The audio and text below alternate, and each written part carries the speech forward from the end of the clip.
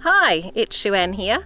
I'm in the middle of a fantastic workshop that's been running for 3 days where we're really focusing on what it is that we do when we go out and restore riparian zones. Good morning, how are you? Very good, welcome. Today has been all about just walking and talking, getting out and looking at some fantastic examples of restoration, and ending the day with a paddle out on the beautiful Murrumbidgee you can see behind me up near Breadbow Gorge. The Scottsdale property is located in between Canberra and Cooma, about 40 kilometres to the north of Cooma, near a little place called Breadbow. It's a really interesting property. It has some really fantastic vegetation communities, and it's really valued by rivers of carbon because often we spend our time in highly degraded landscapes, and it's wonderful to be working with a group that really want to bring those areas back to life, and it's located so closely to a part of those jewels, if you like, that we like to look at in river management, where you've got an intact river with native fish and just a fabulous place to be. Really nice bushland and beautiful snow gum, rossii, like scribbly gum, gullies and creeks and subalpine. We go to about 1,000 metres.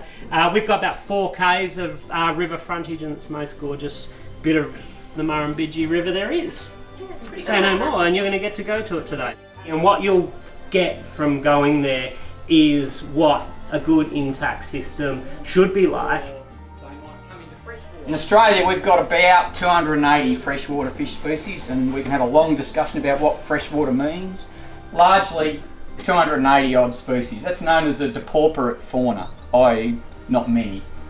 In the Murray-Darling Basin is where we are. It's about 14% of the Australian landmass, and of those 280 freshwater fish species, the basin's got 60, of which 48-ish are native. Okay, so not very many.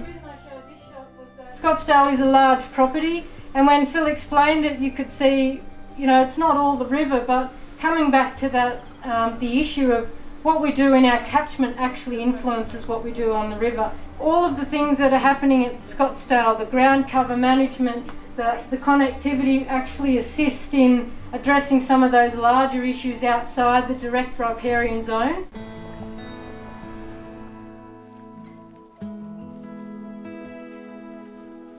I've seen a lot of gullies because I'm kind of a tragic person like that. I have to confess too, I love gullies. This is actually a really unusual place in Australia's context because the gullies are so early. There was a few gullies around Sydney, but these are some of the first gullies described in Australia. They were really starting as early as the 1840s into the 1850s. There was the floods of 1852, wasn't it? And then 1860, and those big events with the land management practices just blew the country apart, and suddenly gullies are happening. It was really landscapes like this that demonstrated that actually the major sediment source on the Australian continent is channelization. It's gullies and it's erosion of riverbanks. And gully management is all about energy dissipation. So the Phragmites have the more feathery looking seed heads, whereas Typha's that classic bulrush that you get everywhere.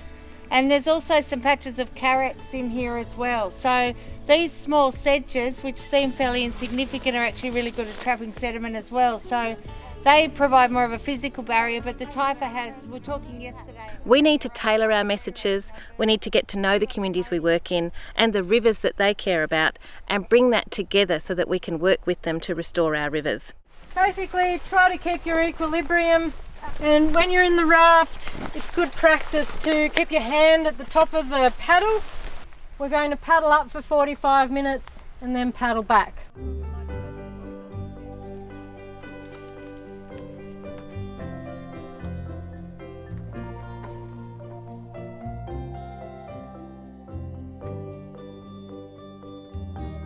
It's just been a fantastic day of sharing what we know and actually taking some time out to connect with these beautiful places, which really are the reasons that we work in the waterway industry.